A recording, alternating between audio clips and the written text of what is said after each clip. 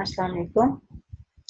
आज हमारा स्विक्स का सेकंड लेक्चर है और कल जो हमने देखा था स्विक्स में हमने अपना फर्स्ट चैप्टर स्टार्ट किया था, तो उसमें हमने नज़रिया और नज़रिया पाकिस्तान को देखा था और नज़रिया पाकिस्तान कायद-ए-आज़म साहब के इरशादात की रोशनी में हमने चेक किया। आज हमने अल्लामा इकबाल के इरशादात की रोशनी में नज़रिया पाकिस्तान को देखना है, तो मैं आपके साथ बुक भी साथ शेयर कर रही हूँ ताकि आप इसको देखते जाएं। तो इसके साथ साथ हम अपना स्टार्ट करते हैं। ये देखिए, कल हमने यहाँ कायद-ए-आज़म तक छोड़ा था और ये अब अल्लामा इकबाल का, ये मैं पहले रीड आउट कर दूँ। अल्लामा इकबाल ने बरसगीर में वाहिद कौम के वजूद का तस्वर मुस्तरद कर दिया और मुस्लिम कौम की जुदागाना हैसियत पर जोर दिया। इस्लाम को एक मुकम्मल निज़ाम मानते हुए अल्लामा इकबाल ने इसी बुनियाद पर बरसगीर के शुमाल मगरिब में अलहदा मुस्लिम रियासत के क़याम का तस्वर ऑल इंडिया मुस्लिम लीग के इलाहाबाद के इजलास मुनक़दा 1930 में पेश किया। उन्होंने वाज़ेह किया कि इंडिया एक बरसगीर है, मुल्क नहीं। यहाँ मुख्तलिफ मज़ाहिब से ताल्लुक़ रखने और मुख्तलिफ ज़ुबानें बोलने वाले लोग रहते हैं और मुस्लिम कौम अपनी अलहदा पहचान रखती है। तमाम मुहज़्ज़िब कौमों का फ़र्ज़ है कि वो मुसलमानों के मज़हबी असूलों, सक़ाफ़ती और समाजी अक़दार का एहतराम करें।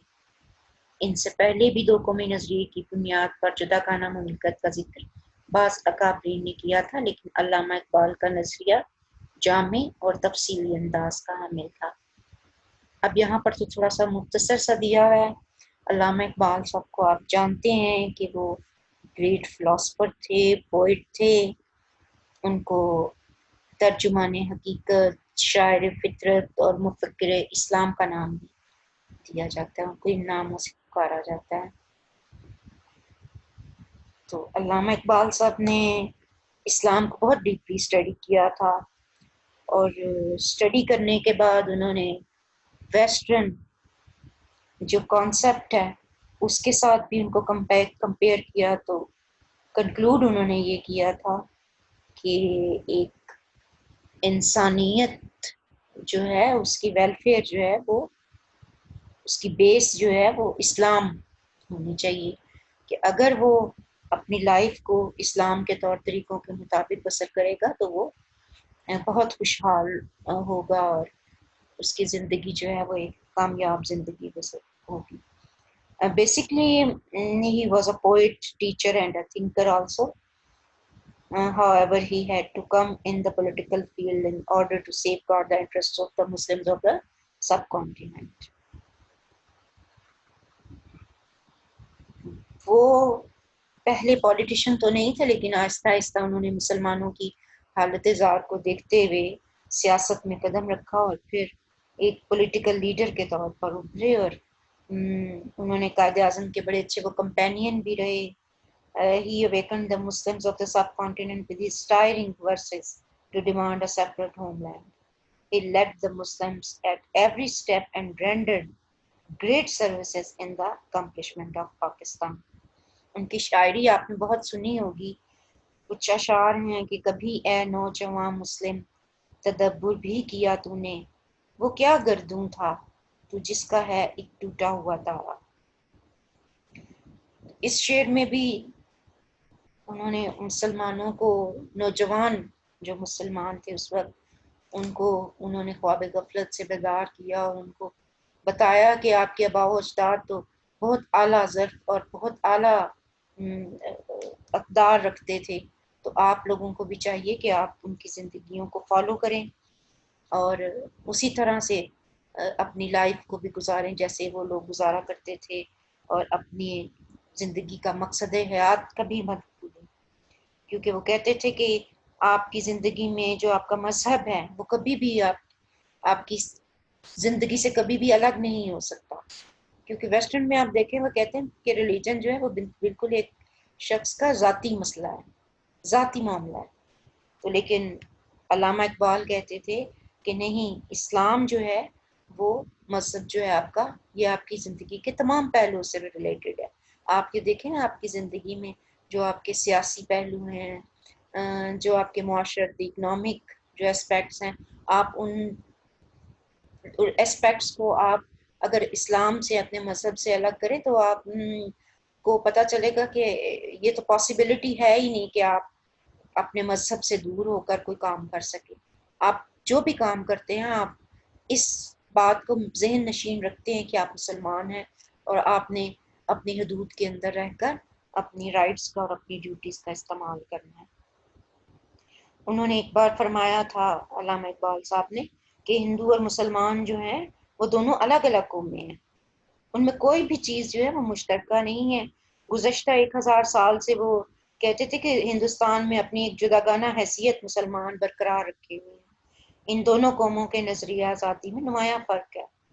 اور واضح الفاظ میں انہوں نے کہا کہ میں کہہ دینا چاہتا ہوں کہ ہندوستان کی جو سیاسی کشمکش ہے اس کا حل اس کے سوا کچھ بھی نہیں ہے کہ ہر جماعت کو اپنی اپنی قومی اور تہذیبی بنیادوں پر آزادانہ انتخابات اور پارلیمنٹ منتخب کرنے کا حق ہونا چاہیے۔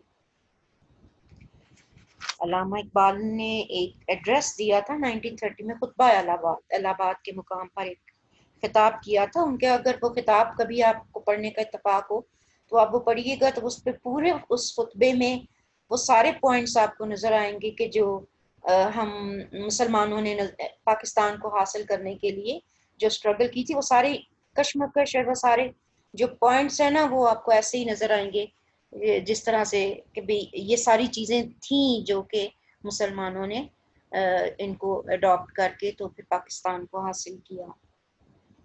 علامہ اقبال صاحب کہتے تھے کہ ہندوستان مسلمانوں کا سب سے بڑا ملک ہے، اگر اسلام کو ایک قوت کی حیثیت سے زندہ رہنا ہے تو اس کے لیے ضروری ہے کہ ایک مخصوص علاقے میں اس کی مرکزیت قائم ہو۔ وہ چاہتے تھے نا کہ اس وقت برصغیر پاک و ہند میں ظاہر ہے ہندو تھے، انگریز تھے، تو مسلمانوں کے لیے اس وقت پاسبل نہیں تھا کہ وہ اپنی نظریے کو اس طرح سے عملی جامہ پہنائیں یا اسلام کے مطابق زندگیاں بسر کریں۔ تو پھر علامہ اقبال نے اس بات پہ زور دیا تھا، اور بھی ہمارے مختلف جو اسکالرس اور جو ہمارے تھنکرز تھے، قائد اعظم مولانا ظفر علی خان، شوکت برادران تھے، اگر آپ نے پڑھا ہو سید امیر علی تھے، تو ان سب لوگوں نے، پھر ہمارے جو روحانی جو ہمارے اسپریچول تھنکرز تھے، شاہ ولی اللہ مجدد الافسانی، ان لوگوں نے بھی بڑا اس بات پر زور دیا کہ مسلمانوں کو اپنا علیحدہ تشخص جو ہے وہ برقرار رکھنا چاہیے۔ تو اقبال صاحب نے یہ بھی کہا کہ بھائی چارہ جو ہے اور محبت کے رشتے میں مسلمانوں کو آپس میں منسلک ہونا چاہیے۔ انہوں نے کہا کہ کوئی آقا اور غلام کا تصور اسلام میں موجود نہیں ہے، تو جو قوم بھی اپنا ملک نہیں رکھتی وہ اپنا مذہب اور تہذیب کو برقرار نہیں رکھ سکتی، اور حکومت جو ہے رہے گی، حکومت ہوگی تو پھر ہی کوئی قوم اپنا وجود جو ہے وہ برقرار رکھ سکتی ہے، ورنہ ایک حکومت ایک علاقے کے بغیر جو ہے ایک قوم کے لیے بڑا ذرا مشکل ہو جائے گا کہ وہ اپنی تہذیب اور ثقافت کو پروموٹ کر رکھے اور پروموٹ کرے اور اس کو مینٹین رکھے۔ اس کے لیے کہتے تھے کہ ایک ضروری ہے کہ ایک وطن آپ کا ایک علیحدہ مملکت ضرور ہونی چاہیے۔ پھر انہوں نے یہ بھی فرمایا کہ میں صرف ہندوستان اور اسلام کی فلاح و بہبود اور بھلائی کے خیال سے ایک منظم اسلامی ریاست کا مطالبہ کر رہا ہوں، جس سے ہندوستان کے اندر توازن اور طاقت پیدا ہوگا، امن و امان قائم ہوگا، انتشار اور بدنظمی کا خاتمہ ہوگا، مسلمانوں کو اس سے تعلیمی، تہذیبی اور مذہبی اقدار کو اپنانے کا موقع میسر آئے گا۔ علامہ صاحب نے یہ بھی کہا کہ میرے عقیدے کی روح سے صرف اسلام ہی ایک حقیقت ہے جو بنی نوع انسان کے لیے ہر نقطہ نگاہ سے نجات کا باعث ہے۔ مغربی جمہوریت کے وہ بالکل خلاف تھے، وہ کہتے تھے کہ یہ جو ہے یہ انسانوں کو متحد نہیں رکھ سکتی اور اس سے اقلیتوں کو کوئی فائدہ حاصل نہیں ہوتا۔ ان کا ایک شعر بہت اچھا تھا، انہوں نے فرمایا تھا، تو نے کیا دیکھا نہیں مغرب کا جمہوری نظام، چہرہ روشن اندرون چنگیز سے تاریک تر۔ انہوں نے فرمایا کہ ایک سبق جو میں نے اس تاریخ اسلام سے سیکھا ہے وہ یہ ہے کہ صرف اسلام ہی ہے جس نے مشکل وقت میں مسلمانوں کی رہنمائی کی، نہ کہ مسلمانوں نے اسلام کی۔ اگر آج اپنی نگاہیں آپ اسلام پر جما دیں اور اس کی زندگی جو ہے وہ زندگی بخش تخیل سے آپ متاثر ہوں اور اس کو اڈاپٹ کریں، تو آپ کی جو منتشر قوتیں ہیں وہ کہتی ہیں کہ اثر نو جمع ہو جائیں گی اور آپ کا وجود جو ہے یہ ہلاکت سے محفوظ رہے گا۔ یہ اور جو بک ہے میں نے شاید کل بھی آپ سے ذکر کیا تھا کہ پاکستان اسٹڈیز کی ایک یہ کتاب ہے منظور الحق صاحب کی، تو منظور الحق صاحب بہت اچھا لکھتے ہیں، تو میں نے جب بھی کوئی کنسلٹ کیا تو ان کی یہ کتابوں سے میں کنسلٹ کرتی ہوتی ہوں۔ تو یہ کتاب میں آپ کو ایک دکھا رہی ہوں، اس میں پوائنٹس کے ساتھ بہت اچھا ہے، اگر آپ تھوڑا پوائنٹس کے ساتھ دیکھنا چاہیں تو یہ ان کی اس کتاب میں بہت اچھے پوائنٹس بنے ہوئے ہیں ہر چیز کے نا۔ یہ دیکھیں یہ قائد اعظم کے ارشادات کی روشنی میں یہ پوائنٹس ہیں سارے بنے ہوئے، یہاں پر آگے پھر علامہ اقبال صاحب کے بھی ہیں، یہ دیکھیے یہاں پر ہیں یہ مسلمانوں کی علیحدہ مذہبی اور ثقافتی پہچان، علیحدہ مسلم ریاست کا تصور، متحدہ قومیت قابل عمل نہیں ہے، دو قومی نظریے کا تصور، اسلام میں دین اور سیاست جدا نہیں، اسلام ایک زندہ قوت ہے، اسلام ایک مکمل ضابطہ حیات ہے اور وسیلہ کامرانی ہے آپ کا مذہب۔ تو یہ سارے پوائنٹس جو ہیں علامہ اقبال کے بہت اچھے انہوں نے اس کتاب میں دیا ہوا ہے۔ اچھا آگے اس کوشچن کا کے ساتھ ہی ریلیٹڈ ہے کہ نظریہ پاکستان کی اہمیت۔ پہلے آپ نے نظریہ دیکھا، نظریے کے بعد نظریہ پاکستان ہم نے دیکھا، پھر قائد اعظم کے ارشادات دیکھے کہ قائد اعظم کا کیا خیال تھا نظریہ پاکستان کے بارے میں، اسی طرح بھی ہم نے پھر علامہ اقبال صاحب کے ارشادات کوٹیشنز دیکھی کہ انہوں نے آئیڈیالوجی کے بارے میں کیا فرمایا۔ تو اگر آپ کو کوئی کوشچن یہ اس طرح سے آ جاتا ہے کہ نظریہ پاکستان کی اہمیت، آئیڈیالوجی آف پاکستان کی جو امپورٹنس ہے وہ بتائیں، تو یہ پوائنٹس بہت اچھے اس بک میں دیے ہوئے ہیں۔ یہ پہلا پوائنٹ ہے حق خود ارادیت کا حصول۔ اگر میں اس کو تھوڑا سا زوم کر سکوں تو یہ آپ کو نظر آ جائے تھوڑا سا، اور جی یہ تھوڑا سا اس طرف میں کرتی ہوں۔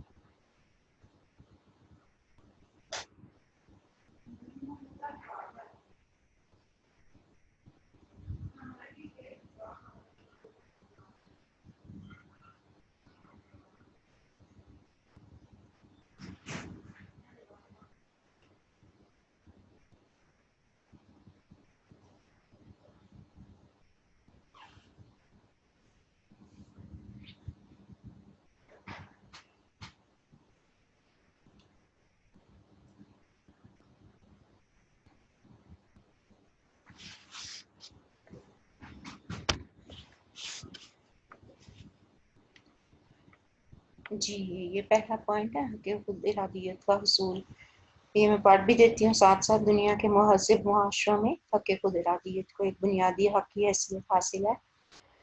جنگ آزادی 1857 کے بعد مسلمانوں کو حق خود ارادیت کے حصول کے لیے طویل جدوجہد کرنا پڑی۔ شروع میں انگریزوں اور ہندوؤں نے مل کر مسلمانوں کو نظر انداز کیا اور انہیں حق خود ارادیت دینے سے انکار کر دیا۔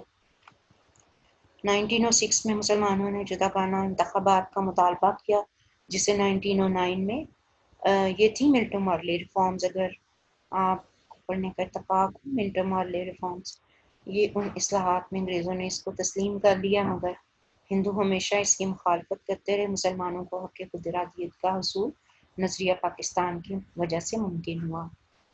تو اس پوائنٹ میں انہوں نے یہی بتایا ہے کہ جب تک جنگ آزادی رہی 1857 کی تو اس وقت تو مسلمانوں کو بہت ہی مشکل تھی، کیونکہ 1857 کی وار کے بعد بھی انگریزوں نے تو اس کو میوٹنی کا نام دیا تھا نا، کہ بغاوت، یہ مسلمانوں کی طرف سے بغاوت ہوئی ہے، حالانکہ سٹارٹ جو تھا یہ ہندوؤں نے ہی مل کر مسلمانوں کے ساتھ یہ سٹارٹ کیا تھا، اور لیکن جو سارا جو کہتے ہیں نا ملبہ سارا اور اس کی جو وجہ بنے وہ مسلمانوں کو قرار دیا گیا. وہ کہتے ہیں شروع میں انگریزوں اور ہندوؤں نے مل کر مسلمانوں کو نظر انداز کیا اور حق خود ارادیت دینے سے انکار کر دیا. تو 1906 میں دیکھیں پھر جب مسلمانوں نے اپنی علیحدہ ایک مسلم جماعت بنائی تھی آل انڈیا مسلم لیگ، تو اس کے پلیٹ فارم سے پھر انہوں نے اپنا سیپریٹ الیکٹوریٹ کا جو ڈیمانڈ تھی وہ مطالبہ اس کا کیا تھا کہ جداگانہ طرز انتخاب ہوں، کہ مسلمان جو ہیں وہ مسلمانوں کو الیکٹ کرے اور ہندوؤں کو الیکٹ کرے، نہ کہ ہندوؤں کو الیکٹ کرنے کے لیے مسلمان جو ہیں وہ ووٹ کاسٹ کریں. تو یہی انہوں نے مسلمانوں نے ڈیمانڈ کی کہ مسلمانوں کو ہی الیکٹ کریں. تو جس سے 1909 میں منٹو مارلی ریفارمز میں لارڈ منٹو نے اور یہ انہوں نے تسلیم کر لیا. مگر اس کے بعد بھی کہتے ہیں کہ اسٹرگل جاری رہی، مسلمانوں کو بڑی فیس کرنی پڑی ٹربلز، کہ ہندو کبھی بھی یہ نہیں چاہتے تھے کہ مسلمانوں کو ان کا جو ہے رائٹس ملیں یا مسلمان ہندوؤں سے آگے ہیں. انہوں نے ہمیشہ ان کو نا پیچھے رکھنے کی کوشش کی. سیکنڈ پوائنٹ ہے کہ دیکھیں ہم نے کوشچن کیا ہمارا ہے کہ نظریہ پاکستان کی اہمیت، کس کا اہمیت سے مراد ہے کہ اس کا فائدہ کیا ہوگا نا، کہ اگر مسلمانوں نے اپنا یہ نظریہ پروموٹ کیا، اس پہ کاربند رہے تو مسلمانوں کو کیا فائدہ ہوگا. پھر آگے یہ سیکنڈ پوائنٹ دیکھیں مسلم حقوق کا تحفظ، یہ کس بیس پہ ہوا؟ یہ آپ کے نظریے کی بیس پہ ہی ہوا کہ مسلمان ڈٹرمنڈ رہے اپنے آئیڈیالوجی کے ساتھ. تو اس کو بھی پڑھ لیتے ہیں. برصغیر میں مسلمانوں کو سیاسی، سماجی اور معاشی میدانوں میں دوسری قوموں خصوصاً ہندوؤں کے مقابلے میں نظر انداز کیا جاتا تھا. نظریہ پاکستان کے وجود میں آنے کے بعد مسلمانوں نے نہ صرف اپنے حقوق کے تحفظ کے لیے آواز اٹھائی بلکہ یہی نظریہ ان کے لیے علیحدہ وطن کے حصول کا ذریعہ بنا. پاکستان کے قیام کے بعد ہی مسلم حقوق کا صحیح معنی میں تحفظ حاصل ہوا. اسی نظریے کی وجہ سے مسلمان اقلیت سے اکثریت میں تبدیل ہوئے. انہوں نے سیاسی، سماجی، معاشی میدانوں میں ترقی کے مناظر طے کی.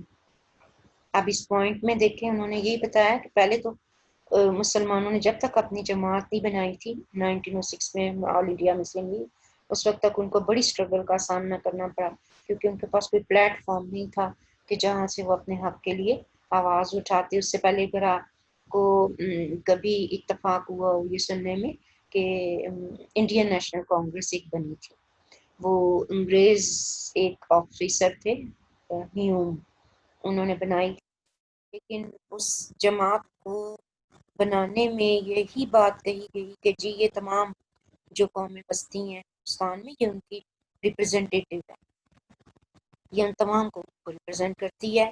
لیکن یہ حالانکہ ایسی حقیقت میں نہیں تھا، کیونکہ اس میں زیادہ تر ہندو جو تھے انہوں نے اپنے مفاد کے لیے ہی جب بھی بات کی اس پلیٹ فارم سے انڈین نیشنل کانگریس کے پلیٹ فارم سے، تو انہوں نے ہندوؤں کے مفاد کے لیے بات کی، کبھی انہوں نے مسلمانوں کا کے فائدے کی کبھی بات نہیں کی تھی.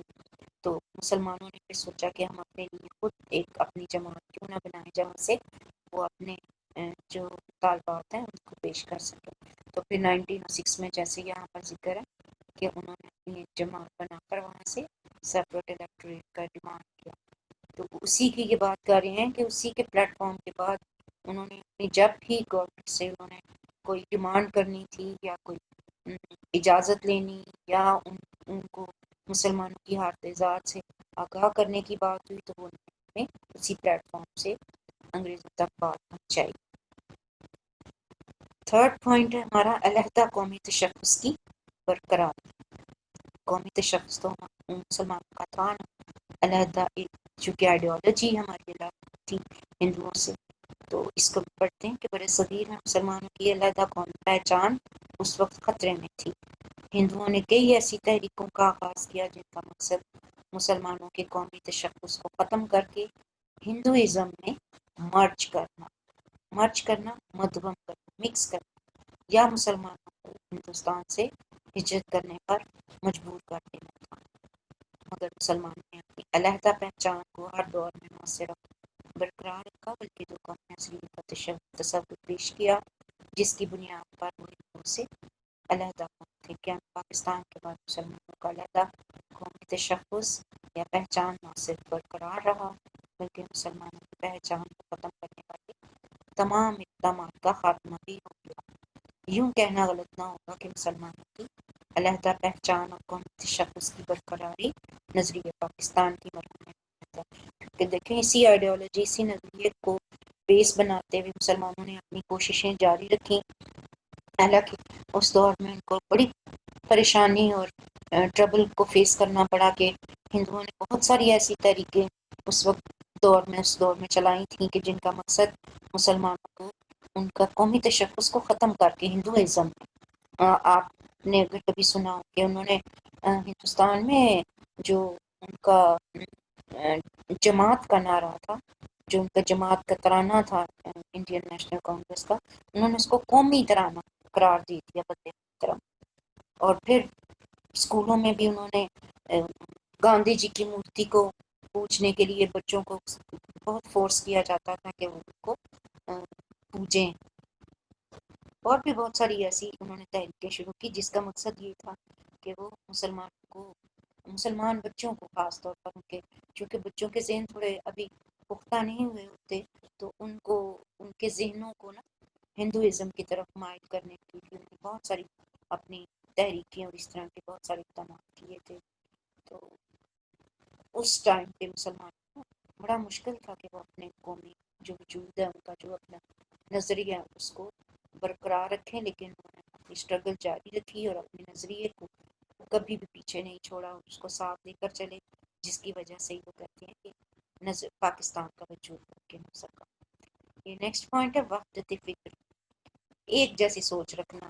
مسلمان اپنی اس دور میں نظریہ پاکستان کی وجہ سے برصغیر پاک و ہند کے مسلمان ایک پلیٹ فارم پر جمع ہوئے، ان میں وحدت فکر پیدا ہوئی، جس کے نتیجے میں انہوں نے ہندوؤں اور انگریزوں کا بڑی جرأت کے ساتھ مقابلہ کیا اور آزاد مملکت حاصل کرنے میں کامیاب ہو گئی۔ بلا شبہ نظریہ پاکستان مسلمانوں کو متحد کرنے اور ان کی وحدت فکر کا ذریعہ بنا، چونکہ سب مسلمان جو تھے وہ اسی نظریے پر جو تھے وہ کاربند تھے کہ نظریہ کیا تھا؟ اسلام، ہمارا مذہب اسلام تھا کہ ہم اسلام کے مطابق زندگیاں بسر کریں۔ ان کی یہ ایک خواہش تھی، ان کی یہ ایک اسٹرگل تھی کہ ہم ایک الگ اپنی مملکت حاصل کریں جہاں پر ہم اسلام کی تعلیمات پروموٹ کر سکیں اور اس کے مطابق اپنی زندگیاں بسر کر سکیں۔ تو یہی وہ نظریہ تھا جس کی وجہ سے انہوں نے انگریزوں اور ہندو دونوں کا بڑی جرأت کے ساتھ مقابلہ کیا اور کوشش کر کے انہوں نے جو ہے پاکستان حاصل کر لیا۔ اب ہم اگلا نیکسٹ چیپٹر دیکھتے ہیں، نیکسٹ ٹاپکس دیکھتے ہیں۔ یہ دیکھیں آگے بہت سارے ٹاپکس ہیں، یہ بھی ہیں، یہ دیکھیں کتنے سارے ہیں۔ نظریہ پاکستان کی اہمیت 17 پوائنٹس ہیں، یہ سارے تو مشکل ہیں اس طرح سے ڈسکس کرنا، لیکن کوئی بات نہیں۔ یہ عالم اسلام کے اتحاد دیکھیں کہ نظریہ پاکستان کی بنیاد اسلام کے اصولوں پر رکھی گئی تھی۔ اسلام میں رنگ و نسل، زبان اور وطن کی تفریق بے معنی ہے۔ پاکستان اسلام کے نام پر مارز وجود میں آیا، اس لیے پاکستان کی قسمت میں یہ سعادت لکھی گئی ہے۔ تو عالم اسلام کی ایک سیکنڈ اس کو تھوڑا زوم کرتے ہیں، عالم اسلام کو اسلام کے نام پر متحد کرے، انہیں داخلی انتشار اور خارجی خطرات سے محفوظ رکھے، پاکستان کو مسلم قیادت کا فریضہ سر انجام دینا ہے۔ تو وہ اس پوائنٹ میں یہی بات کر رہے ہیں کہ اگر تمام اسلامی جو ممالک ہیں اگر وہ کوشش کریں تو وہ اپنے اسی نظریے پر کاربند رہ کر تو اپنے آپ میں یونٹی رکھیں اور تبھی وہ اس دنیا میں کامیاب ہو سکتے ہیں۔ قوت کا سر چشمہ ہے نظریہ پاکستان سے مراد نظریہ اسلام ہے۔ برصغیر اسلام نے دو قومی نظریے کو فروغ دیا، مسلمانوں کے جداگانہ تشخص اور الگ شناخت کو قائم رکھا۔ برصغیر میں اسلام نے مسلمانوں کو آڑے وقت میں بچایا ہے۔ پھر ہے جی اتحاد اور یکجہتی کا ذریعہ ہے یہ نظریہ۔ پھر ہندوؤں اور انگریزوں سے نجات کا باعث بنا نظریہ پاکستان ہی۔ پھر آگے یہ پوائنٹ بھی دیا ہوا ہے کہ مسلم تہذیب و تمدن کی حفاظت کا ذریعہ، کہ متحدہ برصغیر میں مسلم تہذیب ثقافت اس وقت خطرے میں تھی، ہندو اور انگریز مل کر مسلمانوں کی تہذیب تمدن کو ختم کرنے کی کوشش کر رہے تھے، لیکن اس فیز میں یا اس دوران میں مسلمانوں نے اپنے نظریے پاکستان کو نہیں چھوڑا اور وہ اس کو چلاتے ہوئے اپنے ساتھ جو ہے انہوں نے پاکستان کو حاصل کرنے میں اپنی کوششیں جاری رکھیں۔ آگے جی دیکھیں، اعلیٰ ملازمتوں کا حصول ہے۔ جنگ آزادی کے بعد مسلمانوں کے لیے نہ صرف ملازمتوں کے دروازے بند کر دیے گئے، ملازمتوں سے معمولی وجوہات کی بنا پر برطرف کیا جانے لگا، جس کی وجہ سے مسلمان معاشی بدحالی کا شکار ہو گئے۔ 1857 سے لے کر 1947 تک کا برطانوی راج مسلمان کو اعلیٰ ملازمتوں سے دور رکھا جاتا تھا۔ پاکستان کے قیام کے بعد مسلمانوں کی اقلیت پاکستان میں نہ صرف اکثریت میں تبدیل ہو گئی بلکہ ہر طرح کی ملازمتیں پاکستان کے پاس آ گئی۔ اور ایک اور پوائنٹ بھی ہے جی کہ استحکام پاکستان کے لیے ناگزیر نظریہ پاکستان استحکام پاکستان کی ضمانت دیتا ہے۔ اس نظریے کی روح سے تمام مسلمان قوم میں نسل اور علاقائی حدود سے بالاتر ہو کر انہیں ایک ملت کی حیثیت سے زندہ رہنا، اس نظریے پر عمل کر کے مسلمان ملک میں امن و سلامتی اور یکجہتی کو پروان چڑھا سکتے ہیں اور ملک دشمن عناصر کے عزائم کو خاک میں ملا سکتے ہیں۔ فلاحی ریاست کی ضمانت ہے کہ حصول پاکستان کا مقصد ایک ایسی مملکت کا قیام ہے جہاں مسلمان پرانی تعلیمات اور سنت رسول صلی اللہ علیہ وسلم کے مطابق اپنی زندگیاں بسر کر سکیں۔ دنیا اور آخرت دونوں میں کامیابی کی ضمانت ہے۔ ہمارا نظریہ، ہمارا مذہب، نظریہ پاکستان، نظریہ اسلام ہے۔ اسلام کے نقطۂ نظر سے دنیا کی زندگی جو ہے یہ عارضی اور فانی ہے۔ اس زندگی کے بعد جو زندگی ہے یعنی موت کے بعد کی زندگی، اس میں ہر فرد کو اس دنیا کیے ہوئے اچھے اور برے اعمال کی سزا ملے۔